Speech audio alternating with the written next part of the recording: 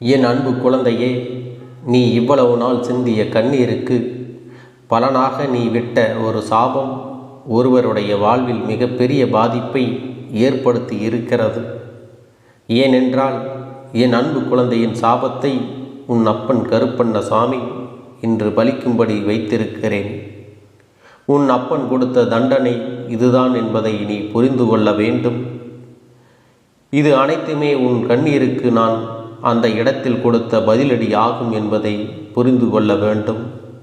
பதிலடி என்பது அவர்கள் வாழ்க்கையில் மிகப்பெரிய தாக்கத்தை ஏற்படுத்தி இருக்கிறது. இது உனக்கான பதிவாகும் என் அன்பு குழந்தையே. உனக்கு வாழ்வில் மிகப்பெரிய துயரத்தை எல்லாம் கொடுத்த நபர்களுக்கு நான் கொடுக்கும் பதிலடி என்பதை நீ மறந்து விடாதே. அதனால் என் வாக்கினை முழுவதுமாக கேட்டு நீ கூடிய விரைவில் ஒரு நல்ல முடிவை எடுக்க வேண்டும். அதனால்தான் உன் அப்பன் உன்னோடு பேச வந்திருக்கின்றேன். நீயும் இதை கேட்டுக்கொண்டிருக்கிறாய். உன் அப்பன் சொல்லும் விஷயத்தை தைரியமாக நீ கேட்க வேண்டும். என் அன்பு குழந்தையே, உன் வாழ்க்கையில் பிரச்சனைகளை முடித்து நான் அதனை இல்லாமல் செய்து விடுவேன் என்பதை நீ மறந்து விடாதே. இதை மட்டுமல்ல, எல்லா நல்ல விஷயத்தையும் நான் உனக்கு செய்து கொடுப்பேன். உன் வாழ்க்கையில் மாற்றத்தை கொண்டு வருவேன். உன்னுடைய வீட்டில் மங்களகரமான விஷயங்களை செய்து கொடுப்பேன். உன் வாழ்க்கையில் நீ கண்ணீரையே பார்க்க மாட்டாய். இதுபோன்று உனக்காக எல்லா விஷயங்களையும் உன் அப்பன் கருப்பண்ண சுவாமி நான் செய்து கொடுக்கப் போகிறேன். ஆனால் சில நேரங்களில் பொய்யான வார்த்தைகளை பேசி சில உறவுகள் உன்னை நம்ப வைத்து ஒரு நாடகத்தை நடத்தியது. அந்த நாடகத்தை என் அன்பு குழந்தையே நீ முழுமையாக நம்பி உன் வாழ்க்கையை தொலைத்துவிட்டு இறுதியாக நிற்கதியாக நின்று கொண்டிருக்கிறாய் அல்லவா? ஆனால் என் அன்பு குழந்தையே, இது எல்லாம் ஒரு நாள் தெரிய வரும் தருணத்தில் வாழ்வா நரகமா என்ற ஒரு வாழ்க்கையை வாழ்ந்து கொண்டிருக்கிறாய். அன்று அந்த நபருக்கு நீ சாபம் விட்டது ஞாபகம் இருக்கிறதல்லவா?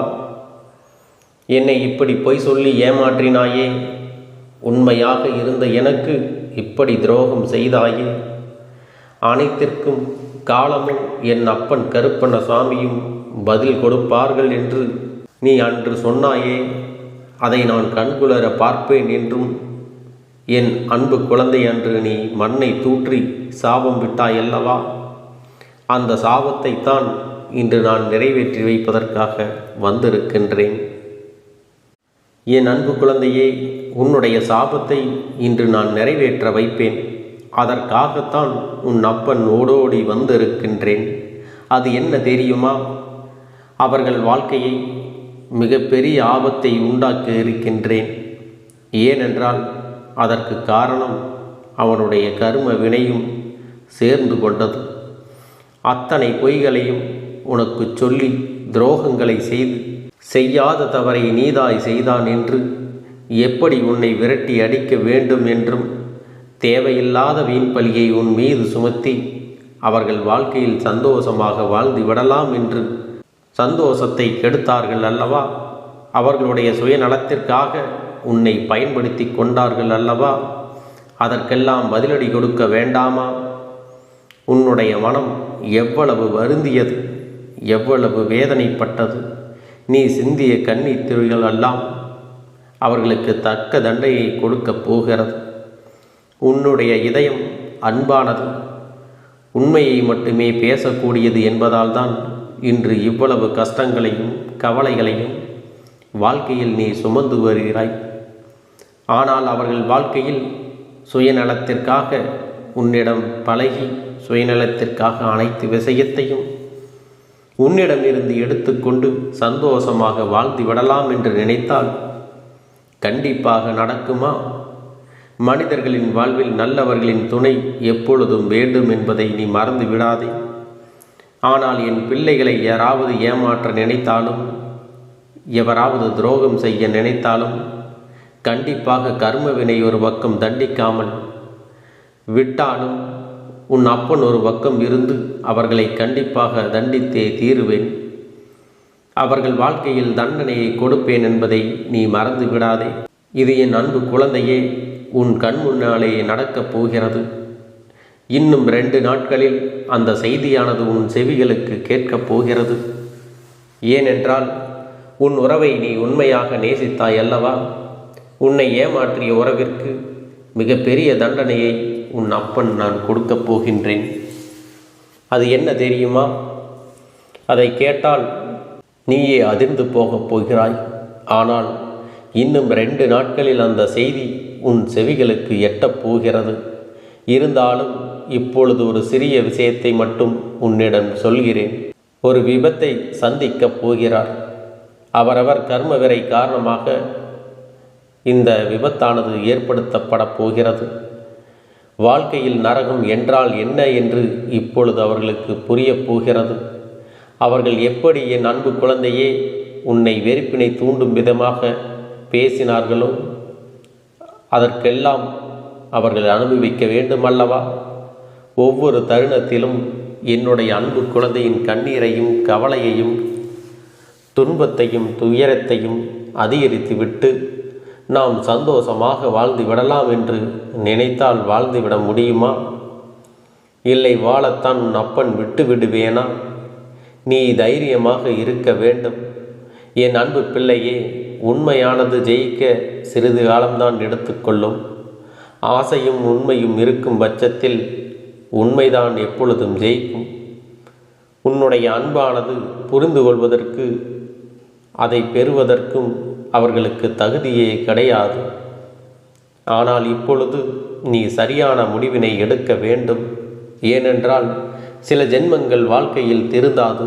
ஆனால் என் அன்பு குழந்தைக்கு நல்ல எதிர்காலம் இருக்கின்றது. அவர்கள் இனிமேல் உனக்கு வேண்டாம். உன் சாபத்தை பெற்றவர்கள் வாழ்க்கையில் முன்னேற முடியாது. ஏனென்றால் அவர்கள் எண்ணம் போலதான் அவர்களுக்கு வாழ்க்கையின் அனைத்து மாற்றங்களும் நடக்கப் போகிறது. அவர்கள் இனிமேல் சந்தோஷமாக உன்னை வாழ வைப்பார்கள் என்று நினைத்து கொண்டிருக்காதே. சில நேரங்களில் ஏமாற்றும் மனிதர்களும் துரோகம் செய்யும் மனிதர்களும் கண்டிப்பாக குழந்தையின் மனத்தையும் எண்ணத்தையும் மாற்றிக்கொள்ள முடியும். ஆனால் அவர்களோ மிகவும் சுயநலம் மிகுந்த மனிதர்களாக மாறிவிட்டார்கள். காலத்திற்கேற்ப மனிதர்களுக்கு சுயநலம் எப்படி வருகிறதோ அதுபோலத்தான் இவர்களுடைய நிறத்தையும் குணத்தையும் மனத்தையும் மாற்றிக்கொண்டே இருக்கிறார்கள். இந்த மாற்றமானது என்ன சொல்லி புரிய வைத்தாலும் என்ன சொல்லி திட்டினாலும் அது திருந்தாது. ஏனென்றால் அவர்கள் பிறவியிலேயே இப்படித்தான் வாழ்ந்து கொண்டு வந்து விட்டார்கள். 5இல் வளையாதது 50இல் வளையுமா என்றால் நிச்சயமாக கிடையாது. எப்படி நாம் வாழ்க்கை எந்த சூழ்நிலையிலும் நம்மை எப்படி மாற்றுகிறதோ சில குணத்தை நாம் அதை மாற்றி விடலாம். ஆனால் பிறவியிலேயே இருந்த குணத்தை எப்பொழுதும் மாற்ற முடியாதே. ஆனால் உனக்காக உன்னுடைய எதிர்காலத்தை நான் சிந்தித்து வைத்து விட்டேன். கூடிய விரைவில் அந்த ஒரு நல்ல காரியத்தை உன் வாழ்க்கையில் நான் நடத்தப் போகிறேன். இதை கேட்டு நீ அழுகக்கூடாது, தைரியமாக இருக்க வேண்டும். ஏனென்றால் இந்த கஷ்டமான தருணத்தில் கூட உன் அப்பன் உன்னுடன் இருந்து உனக்கு உதவி செய்து கொண்டுதான் இருக்கின்றேன். இந்த உலகத்தில் உனக்கு உதவுவதற்கு எவரும் இல்லை. உனக்கு உறுதுணையாக எவரும் இல்லை. யாருமே இல்லை என்று மனம் வருந்தி விட்டு விடாதே.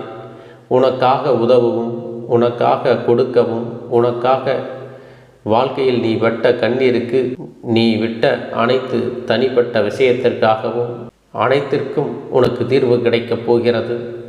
உன் தாயானவள் அதை பொறுப்பேற்று கொள்ளப் போகிறேன். என் தங்கமே, என் வார்த்தைகள் மீது உனக்கு நம்பிக்கை உண்டு.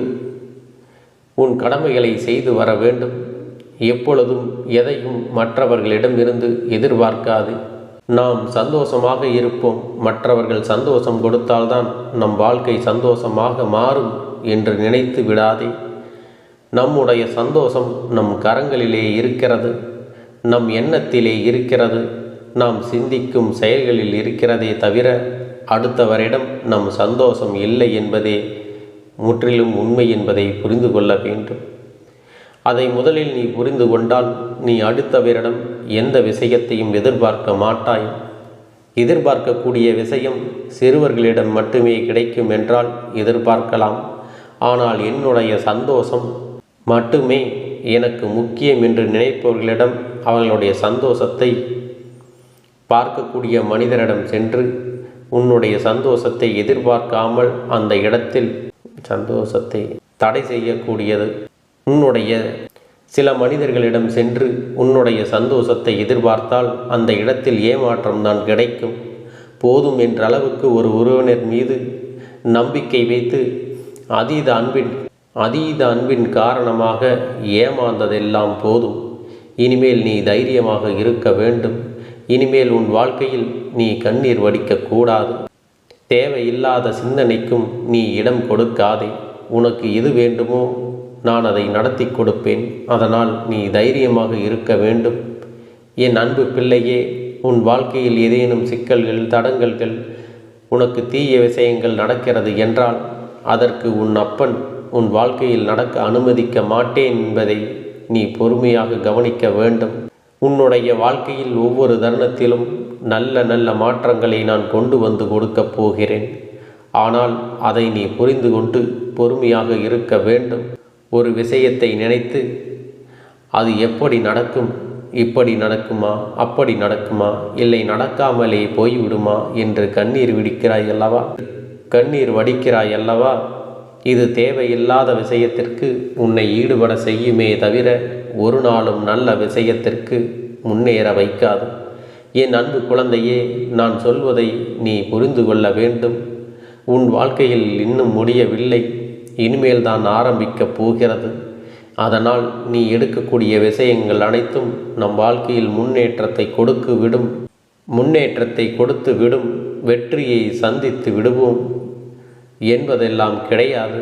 சில முடிவுகள் வெற்றியை கொடுக்கும், சில முடிவுகள் அனுபவத்தை கொடுக்கும், சில முடிவுகள் நல்ல பாடத்தையும் நல்ல முடிவுகளையும் கொடுக்கும் என்பதை நீ மறந்து விடாதே. எப்பொழுதும் முதலில் எடுத்த முடிவானது ஒரு நல்ல அனுபவம், நல்ல பாடத்தை கற்றுக் கொடுக்கக்கூடியது. இனிமேல் நீ எடுக்கக்கூடிய ஒவ்வொரு முடிவையும் நல்ல விஷயத்தையும் நல்ல பாடத்தையும் தான் உனக்கு கற்றுக் கொடுக்கும் என்பதை நீ நினைவில் வைத்து கொள்ள வேண்டும். என் அன்பு பிள்ளையே, உன் கருப்பண்ண சுவாமியின் ஆசிர்வாதங்களும் அன்பும் துணையும் என்றென்றைக்கும் உனக்கு முழுமையாக கிடைத்து கொண்டே இருக்கும்.